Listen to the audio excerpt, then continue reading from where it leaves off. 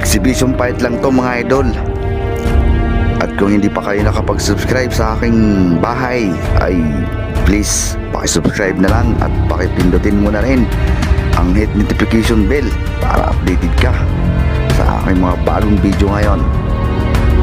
Maraming salamat po. God bless. Imagine mga idol 28 years old versus 58 years old lumalaban pa, diba mga idol?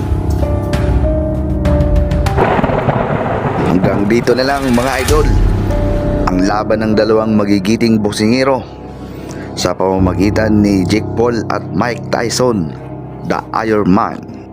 Nagbigay respect si Jake Paul kay Mike Tyson mga idol bilang respeto at nakalaban niya ang isang legend